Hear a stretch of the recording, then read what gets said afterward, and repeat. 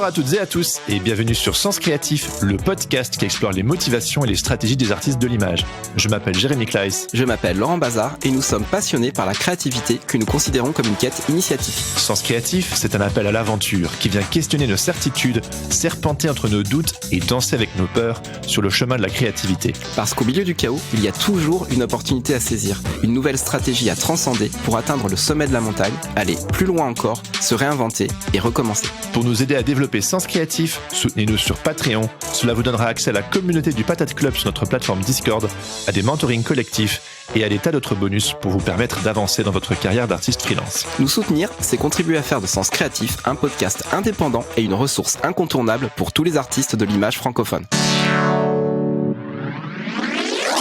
Pendant tout l'été, nous vous proposons de revivre avec nous les tables rondes enregistrées en live et en public les 25 et 26 mai derniers dans le cadre du Salon du Livre de Chaumont. Cette 20e édition mettait à l'honneur la thématique des singularités. Sens Créatif est allé questionner 7 auteurs et autrices de bande dessinée, également illustrateurs et illustratrices, au sujet de leur parcours respectif, de leur univers singulier et de leur rapport à la créativité.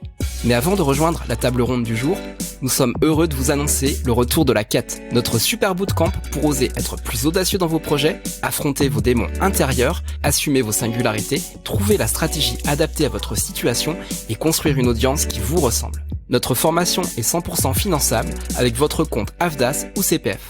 La 3e édition aura lieu du 23 septembre au 22 novembre 2024 et vous pouvez dès à présent vous préinscrire sur notre site www.laquête.life. Voici donc sans plus tarder notre discussion avec Marguerite Boutroll. Bonne écoute. Bonjour à toutes et à tous, merci d'être avec nous pour cette table ronde intitulée « Le choix de la vulnérabilité » avec Marguerite Boutroll. Donc, ce festival, c'est sur le thème des singularités et toi, Marguerite, tu as fait le choix de la vulnérabilité. C'est une singularité dans ton travail et on aimerait beaucoup discuter de ça avec toi aujourd'hui. Ça te va ? Oui, très bien. C'est OK. Ouais. Et pour commencer, est-ce que tu pourrais brièvement te présenter et puis nous dire ce qui te motive à sortir du lit le matin ? Alors, bon, déjà, je suis née en Bretagne. J'ai 29 ans. Je suis autrice et dessinatrice, donc ça, voilà, mes livres sont ici. Et ce qui me motive à sortir le matin, c'est quand même d'écrire et de dessiner. En fait, ça reste tous les matins la même motivation, c'est d'avancer quelque chose que j'ai en cours, globalement. C'est un truc viscéral à l'intérieur ? Ouais, en fait, j'aimerais beaucoup me lever pour avoir un rapport oisif à la journée et contempler, mais je me rends compte que c'est souvent pour avancer des choses. Soit un livre que je lis, soit un livre que j'écris, soit j'essaye de faire quelque chose et ça marche pas trop, mais il y a quand même ce truc de développer un peu quelque chose en cours, ouais. Et si on fait un petit flashback de 20 ans en arrière, à quoi rêvait la petite Marguerite ? Quand j'étais petite, moi je voulais être diplomate. Ah ouais ? Ouais. Tu nous racontes ça ? Je voulais être ambassadrice. Bon, je sais pas, je trouvais que ça faisait bien. C'est vrai, ça fait très bien. Oui, alors mes rêves d'enfant, en réalité, je m'en souviens pas trop, mais je sais que je rêvais à des professions un peu comme ça importantes dans le monde politique, mondial. C'est sûrement ce que projetaient mes parents sur moi. Hein, mais... Et le dessin, la bande dessinée, tout ça, déjà toute petite Le dessin, alors moi je viens d'une famille où tout le monde dessine. Il y a toujours eu beaucoup d'images autour de moi. Ça vient beaucoup par les femmes. Ma mère dessine beaucoup, ma grand-mère dessine beaucoup. Il y a beaucoup d'images au mur, plus ou moins réussies selon les goûts. Voilà, donc c'est quelque chose qui est dans la famille depuis très longtemps. Mais justement, les femmes dans ta famille, elles sont professionnelles de l'image ? J'ai une famille de peintres, mais après, ça veut dire quoi être professionnel en étant peintre ? Enfin, c'est vrai. C'est compliqué, quoi, cette question-là. Et ma mère, oui, elle a fait un parcours dans le design. Et dans quel domaine ? D'accord. Alors ma mère, elle dessine beaucoup depuis qu'elle est petite elle-même et elle est designer textile. Voilà. Et aujourd'hui, elle est peintre. Et par la suite, tu as fait des études à Sciences Po. Après, tu as été à Bangkok. Après, tu as fait St. Martin's à Londres. Qu'est-ce qui t'a amené comme ça de d'abord faire des études à Sciences Po pour ensuite aller vers l'art ? En fait, je pense que quand on est enfant, on occupe un peu des places dans la fratrie. Nous, on est 4 et mes frères et sœurs, on occupait chacun un peu une place. Moi, quand j'étais petite, j'étais fan de manga. Ah oui. J'en lisais énormément et je les copiais et j'aimais bien copier les trucs. Donc, je copiais dans les magazines, je copiais dans les livres d'art, je copiais les mangas, je racontais des histoires, je faisais des spin-offs. Et en fait, tout le monde trouvait mes dessins super moches et parce qu'ils avaient des gros yeux et c'était un peu le sous-dessin en fait du dessin. Voilà, là où en fait la peinture, l'observation était beaucoup travaillée. Moi j'étais nulle en observation, en plus je travaillais d'après photo, et en plus je faisais des personnages au stylo bicrose dans des agendas. Enfin c'était vraiment nul en fait. Enfin c'était vu comme nul. Oui, vu comme nul. Et voilà, et après en fait c'est un peu compliqué. En fait c'est comme si tout à coup Sciences Po c'était devenu un choix, alors que je rappelle que quand on passe son bac on a 16 ans, ouais. Donc on est en pleine adolescence, on est encore une enfant en l'occurrence. Et moi j'ai fait Sciences Po parce que je sais pas, j'imagine que c'était valorisé à un moment, que c'était un horizon souhaitable. Moi c'était aussi partir de chez moi très loin, j'ai grandi à la campagne, donc il y avait le rêve de Paris un peu. J'ai travaillé comme une folle le concours, mais il y a aussi une histoire de distinction là-dedans. En fait, je savais même pas ce qu'on faisait à Sciences Po quand j'ai tenté le concours.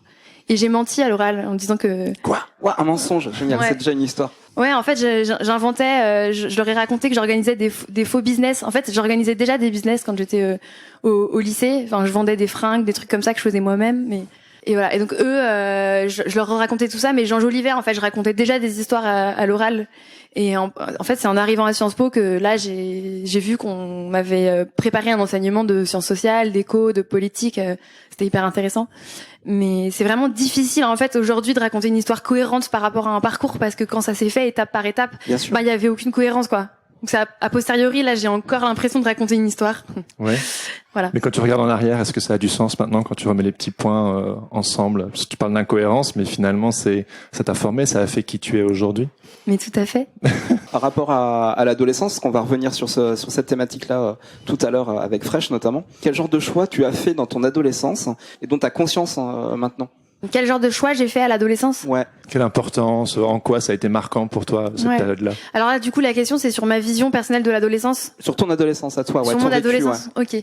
Alors, on va dire que le vécu que j'ai de l'adolescence et que j'ai voulu traiter dans mon livre, parce que moi, ce qui m'intéresse, c'est aussi de déployer un certain regard sur l'adolescence, et c'est ce que j'explore dans mon livre. Moi, je pense que c'est une période de non-choix et qui est hyper difficile parce qu'il y a une lutte constante entre justement être vulnérable et se conformer.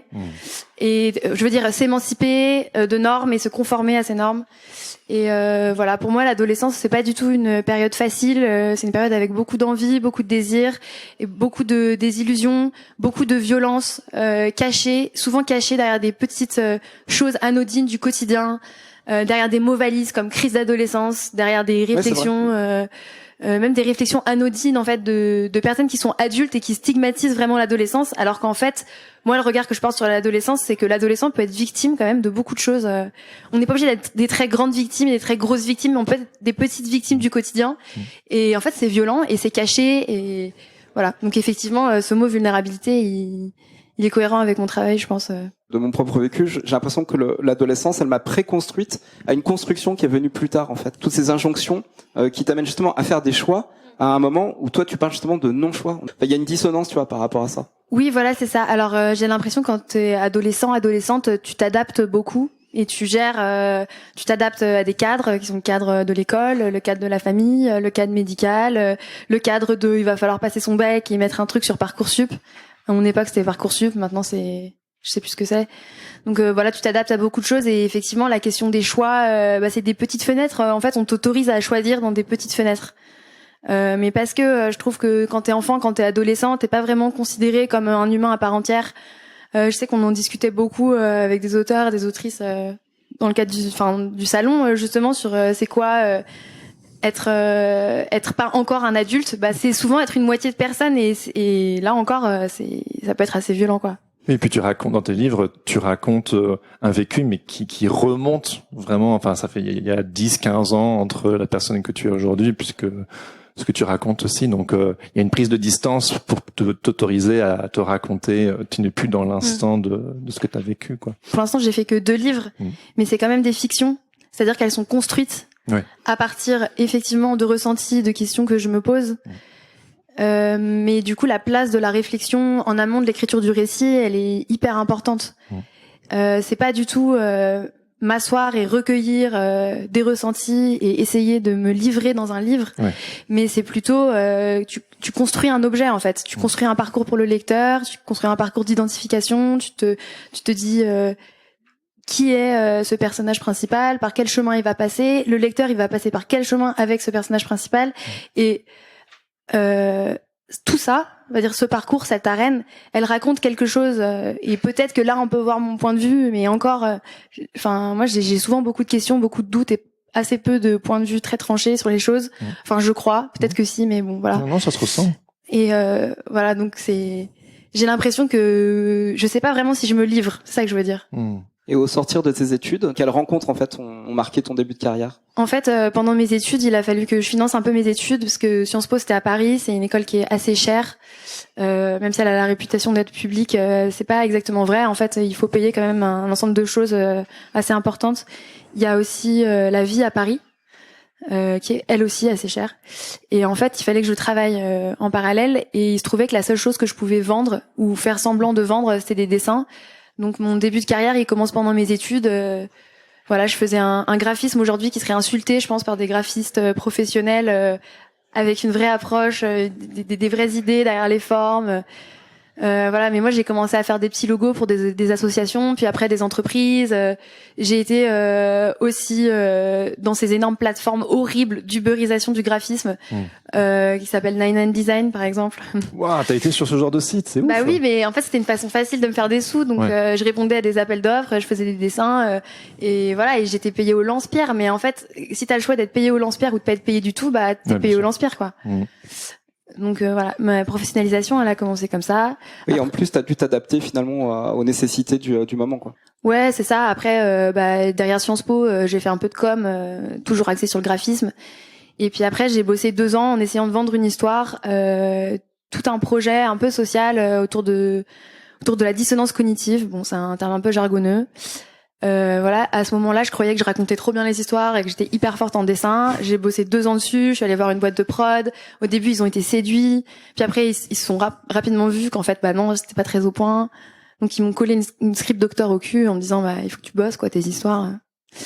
Et en fait, ça a pas marché. C'est-à-dire qu'en fait, j'ai signé avec la boîte de prod, on a été soutenu par le CNC, on a un peu travaillé avec Arte. Pendant 2 ans, moi j'étais dans un ego trip en mode trop bien. Ouais, c'est stylé pour un début de carrière. Tu t'es dit, t'es parti quoi. En fait, à la fin, ils ont dit, bon, on va pas le diffuser. Et comment tu l'as vécu ça? Mal. C'est vrai. Et comment tu t'es relevé de ça? Comment t'as vécu ça? Ton rebond. Je sais pas, t'es déçu quoi. Enfin, y a pas tellement de rebond. Un échec, ça fait mal. Tu vois, on dit beaucoup les échecs te forment, mais c'est chiant quoi.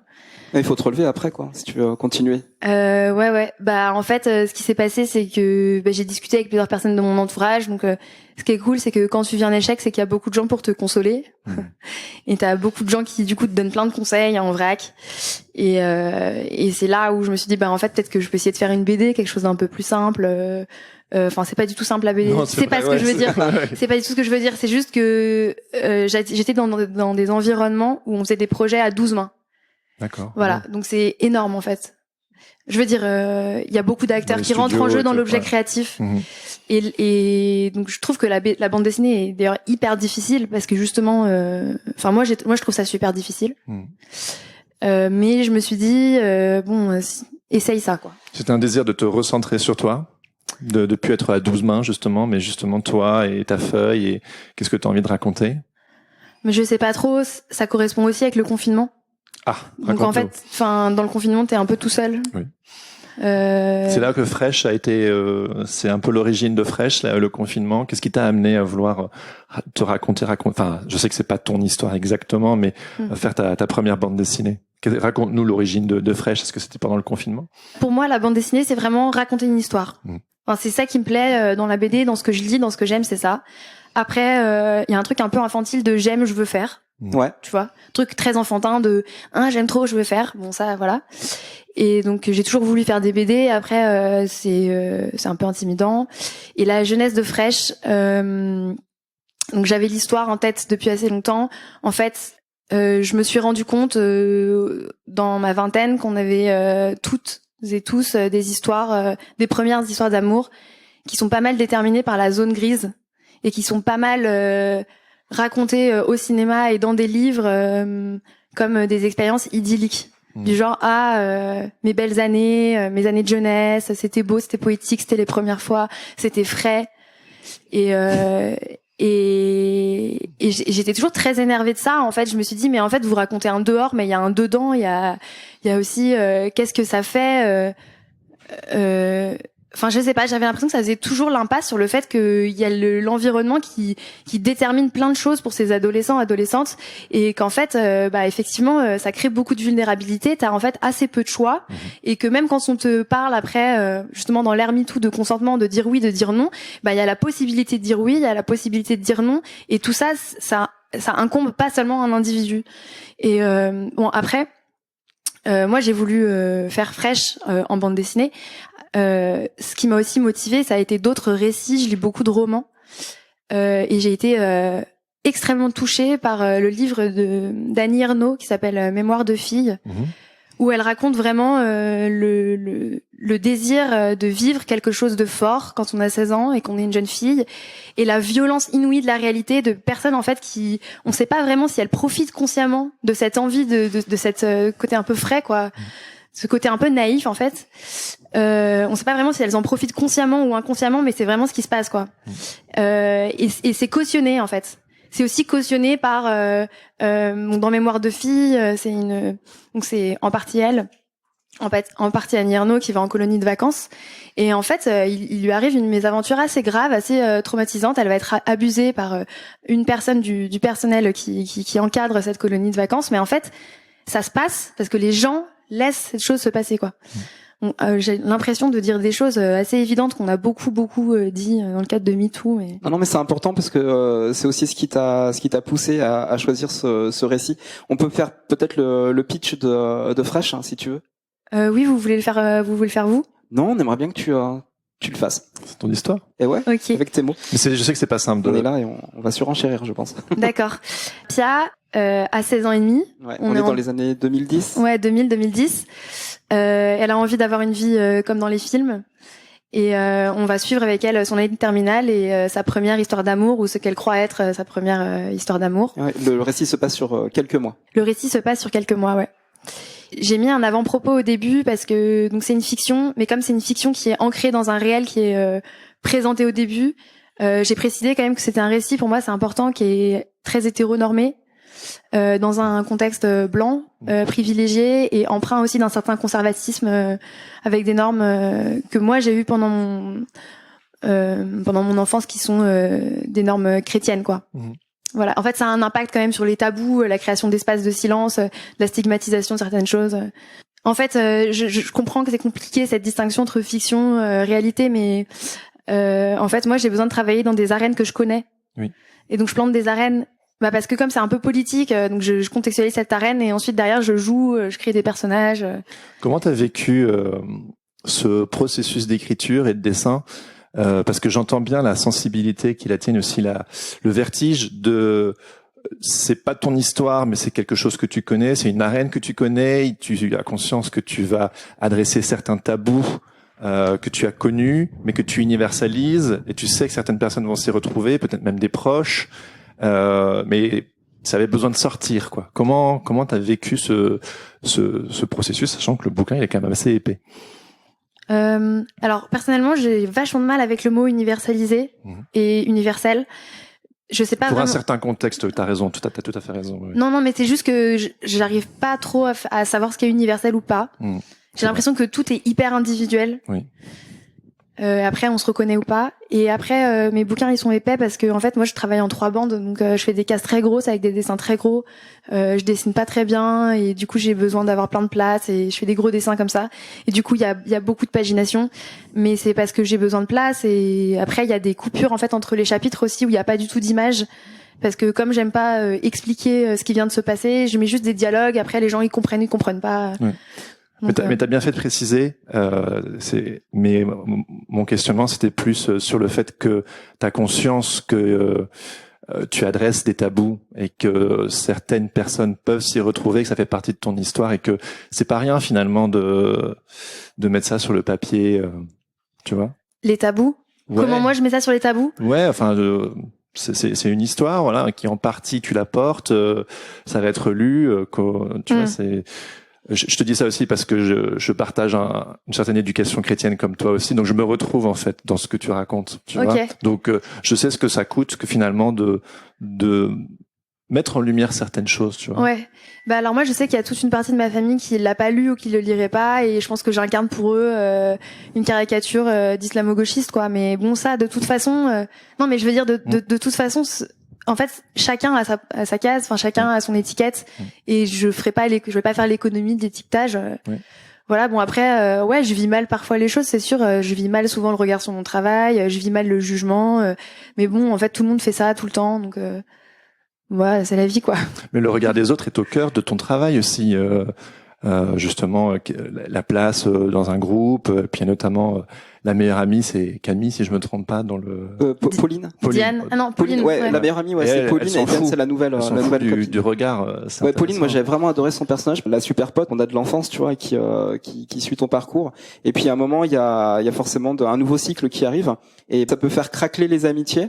Et ce personnage, alors on va pas spoiler la fin de l'histoire, mais elle va prendre une trajectoire qui n'est pas du tout celle de Pia, et il y a une résolution à la fin qui est très intéressante par rapport à ce personnage. Moi, ce que j'adore faire avec les personnages, c'est les réfléchir chacune. Mais j'aime bien aussi les mettre en réseau pour qu'ils occupent un peu des places, et que chaque histoire soit un peu comme un conte ou comme une fable. On peut aussi le lire comme ça. Et du coup, c'est aussi un peu des archétypes. Et je trouvais ça intéressant d'avoir un personnage principal qui est vulnérable et auquel on s'identifie, et du coup on est vulnérable avec le personnage principal, et de mettre un personnage qui incarne un peu plus l'émancipation, et voilà. Après, il y a quelque chose, moi j'aime bien mes personnages qui soient d'un côté ou de l'autre, on va dire du bien ou du mal, ou du énergie, enfin en fait, ouais, non, c'est une question d'énergie, ouais. Non, mais je les aime tous, en fait. Ouais. Tous et toutes. Et donc, je les travaille beaucoup en réseau. Et donc, oui, le personnage de Pauline, bah voilà, Pauline, elle fait du skate, elle s'en fout des cools. Ouais, c'est ça, le regard des autres l'intéresse pas du tout, en fait, oui. alors. Mais alors, en fait, en ce moment, j'ai l'impression qu'il y a peut-être pas mal de fiction pour les adolescents, les adolescentes, qui présentent des personnages très badass, qui savent ce qu'ils veulent. Ah oui, en tant que vraiment héroïne, le personnage qui va porter l'histoire. Ouais. C'est ça. Et moi, c'est pas du tout un personnage fort. Mais ça m'a valu des critiques aussi. On m'a dit, encore le personnage d'une petite blanche de 16 ans qui se fait rouler dessus par le patriarcat, quoi. Et comment t'as vécu ces retours? Bah, c'est pas faux. Enfin, j'ai dit oui, mais en fait, moi, ça m'intéresse de pas. En même temps, c'est totalement ton postulat. Tu l'assumes, quoi. Ouais, j'avais pas envie de dessiner une girl boss. Après, je comprends que politiquement, c'est utile d'avoir des personnages de girl boss pour montrer que il peut y avoir d'autres parcours, d'autres. Moi, je trouve ça vachement réducteur quand même comme critique, parce qu'on a aussi la relation de Pia avec sa maman, qui est vraiment au centre aussi du récit, puis des choix que Pia a fait après, parce qu'elle fait aussi des choix en contradiction avec sa maman. Après, elle se rapproche d'elle. Il y a ce lien, tu vois, c'est très élastique. Oui, non, c'est sûr, la relation de la maman à sa fille. Alors là, j'avais décidé de mettre en scène une relation qui s'articule beaucoup autour du silence. Qui peut être un silence pudique ou un silence de attention. J'ai pas envie que ma fille grille des étapes en donnant trop d'informations. Et en fait, on voit malheureusement que c'est dans ces silences que du coup, ouais.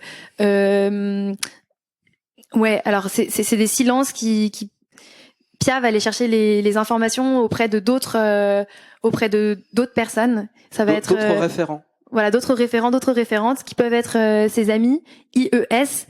Et qui sont en fait eux-mêmes dans des dynamiques de plaire, d'avoir une adolescence de telle ou telle façon. Donc on voit que c'est dans ces zones un peu de tabou qu'arrivent les problèmes. Ouais. On a aussi le fil rouge du consentement qui suit tout le livre. Comment tu as amené justement cette mécanique, qu'on y vienne petit à petit? Parce que c'est subtil, hein, la façon dont tu amènes tout ça. Au début, on est dans le côté cool du passage en terminale, mais voilà. Bah en fait, grosso modo, moi j'ai travaillé sur le dressage bourgeois d'une jeune fille. Donc on montre une jeune fille à qui on apprend à plaire, à dire pardon, à dire oui. Le dressage, super. Ouais. Non, mais je trouve à être jolie, et en fait elle est enfermée dedans, et voilà, moi c'est juste des toutes petites mises en scène. Hein. C'est la prof qui dit le débardeur c'est non, mais par contre qui va pas relever la tenue vestimentaire des congénères masculins.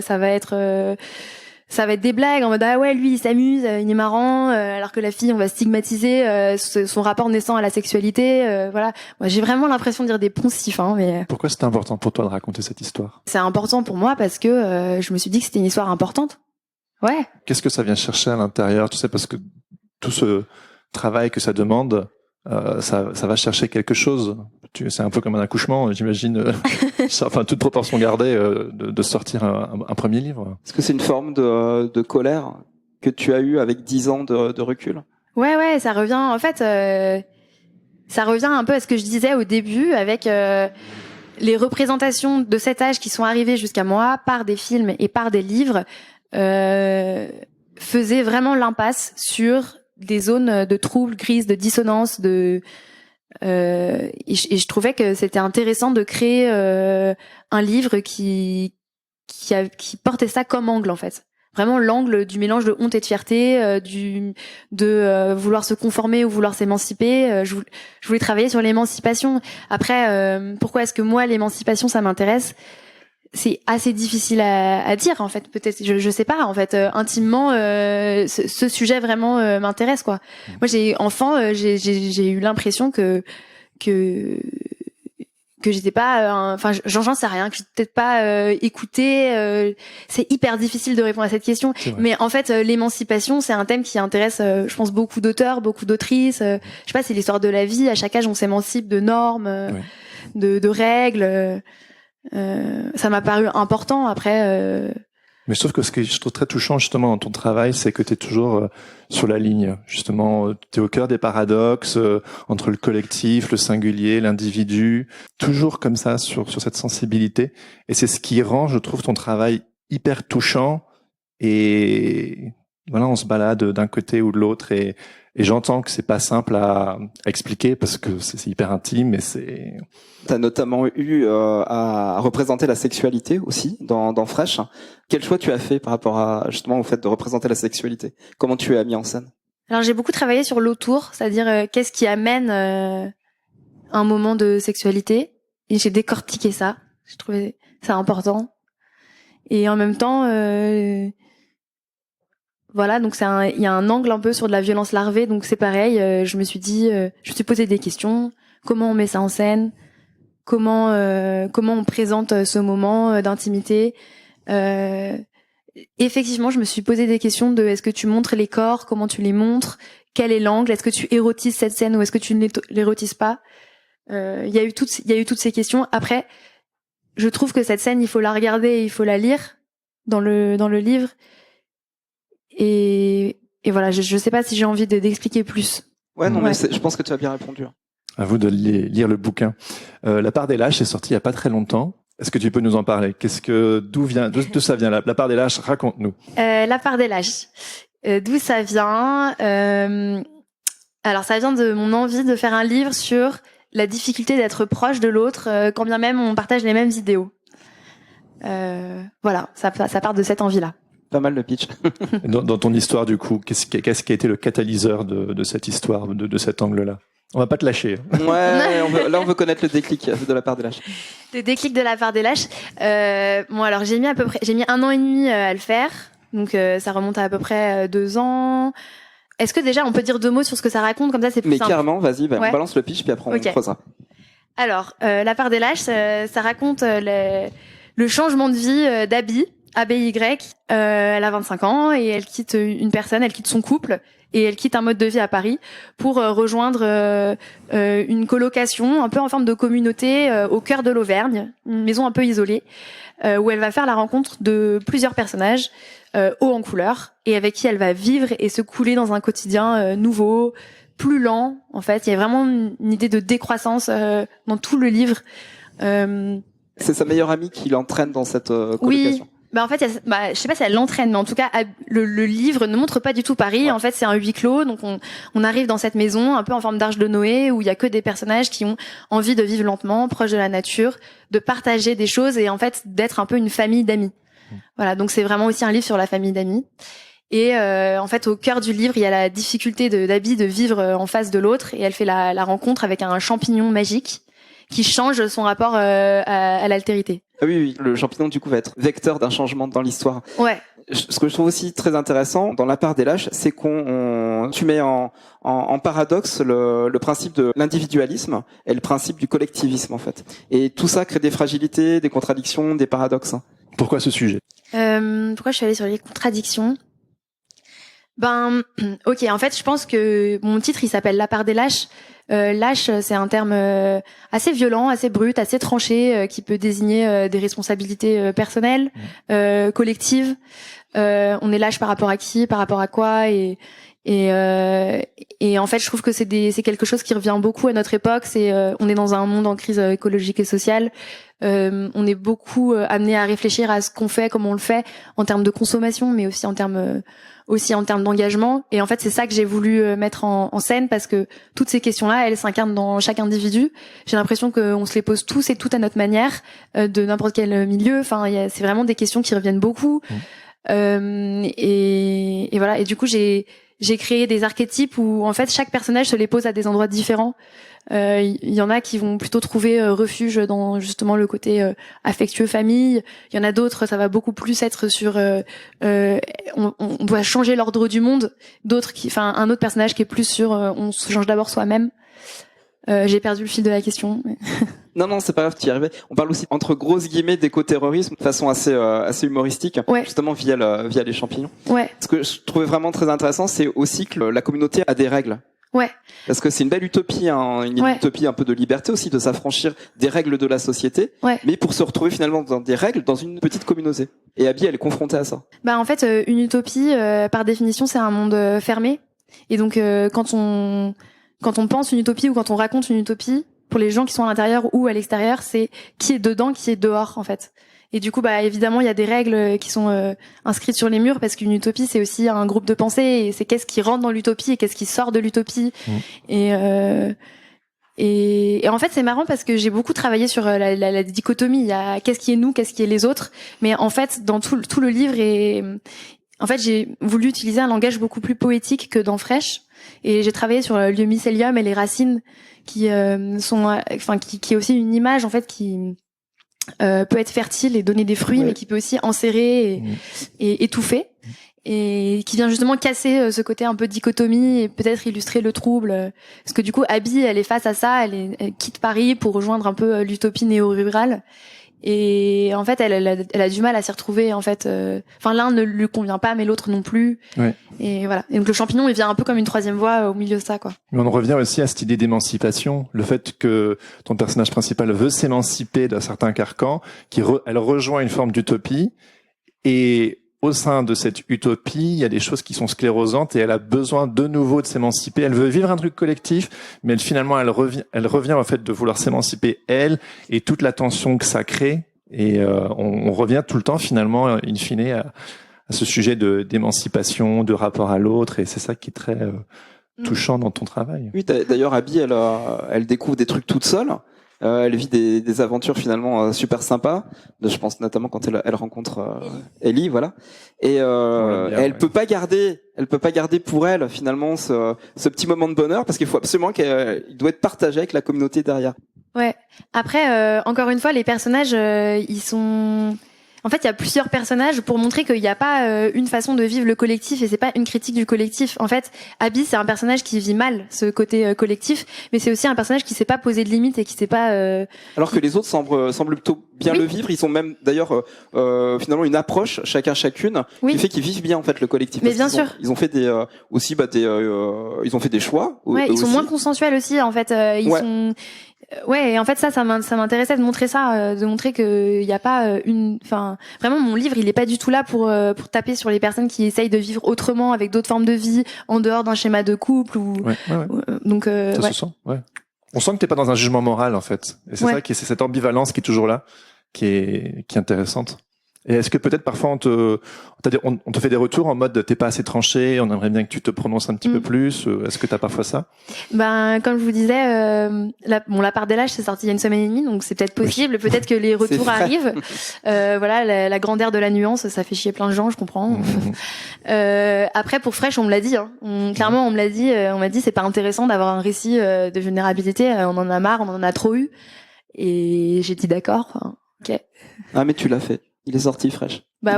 Bien sûr, il existe, voilà. Il est là. Après, les gens sont pas obligés d'acheter, en fait. C'est juste une proposition. Mais tu es d'accord, mais pourquoi tu trouves que, finalement, le choix de la vulnérabilité est malgré tout très important? C'est une question convenue, mais je trouve que c'est malgré tout. En quoi, toi, c'est important pour toi, ouais. Mais en fait, c'est marrant, j'ai vachement de mal. En fait, je pense pas que les choses que je fais sont importantes.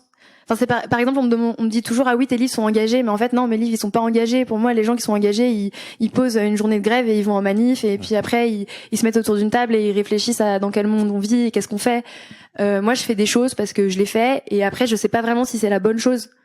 Voilà. Donc, je parle de vulnérabilité parce que je sais pas, c'est marrant, c'est vrai que c'est un fil conducteur entre les deux. Peut-être que je ferai un 3e livre sur une super héroïne, je sais pas. Mais je sais pas si c'est vulnérable ce que tu viens de dire, mais bon, je trouve que tu réponds bien.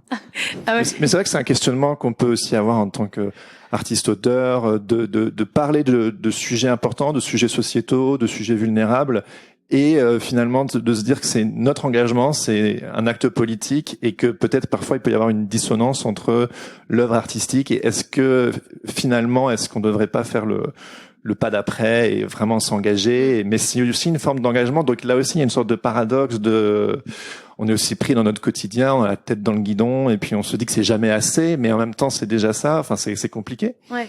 Non, moi, ce que j'entends quand même, c'est vrai qu'il y a des choix très forts. C'est quand même de quoi je parle, comment je parle, qu'est-ce que je mets en scène et pourquoi, c'est sûr. Il y a des...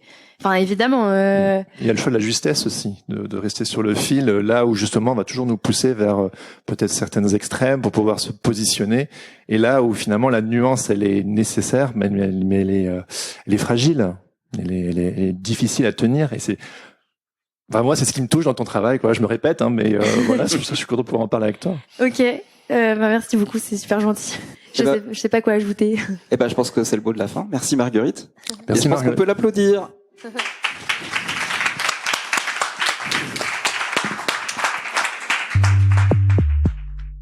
C'était notre discussion avec Marguerite Boutroll. Un grand merci Marguerite pour ce partage autour de la question du choix de la vulnérabilité.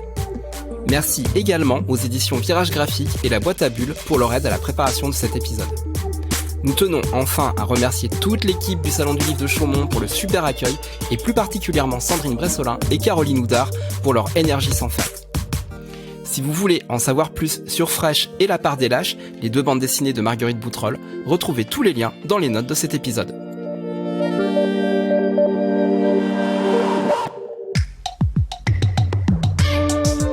Si vous suivez ce podcast, vous avez sans doute déjà entendu parler de La Quête. La Quête, c'est un concentré de l'esprit Sens Créatif. Un super bootcamp de 8 semaines pour sortir du lot, construire votre audience et trouver plus de clients pour votre activité. Parce qu'il ne suffit pas de simplement prendre ces outils et de se mettre en action. Il faut faire face chaque jour aux peurs et blocages qui nous ralentissent, aux compétences clés qui manquent à notre arc et aux conflits intérieurs quotidiens qui nous encouragent à une chose, s'arrêter et attendre. La Quête, c'est une aventure d'apprentissage unique dont vous êtes le héros ou l'héroïne et qui risque de vous transformer à tout jamais. Si vous voulez en savoir plus, retrouvez les infos dans les notes de cet épisode. La prochaine session de La Quête est programmée à l'automne 2024 et vous pouvez déjà vous préinscrire pour ne rien rater.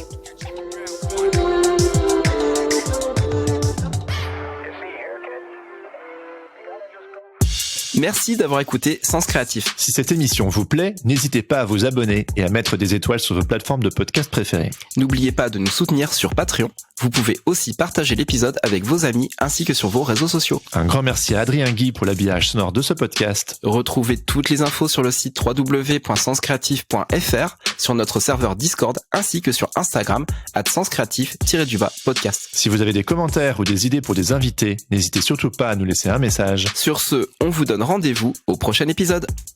Everything is connected. Est-ce que quelqu'un veut poser une question pour Marguerite? Sous Fresh, La Part des Lâches, la bande dessinée, Moi, j'en ai une, moi. Okay. T'as testé les champis? Oui. Alors, ton retour d'expérience? Il faut lire La Part des Lâches. Ah, d'accord, ok, je l'ai lu. C'est un bon teasing, ça. Ok, ça marche. Bon, tu racontes tout dedans. Bon, merci beaucoup. Merci Marguerite. Merci. Merci.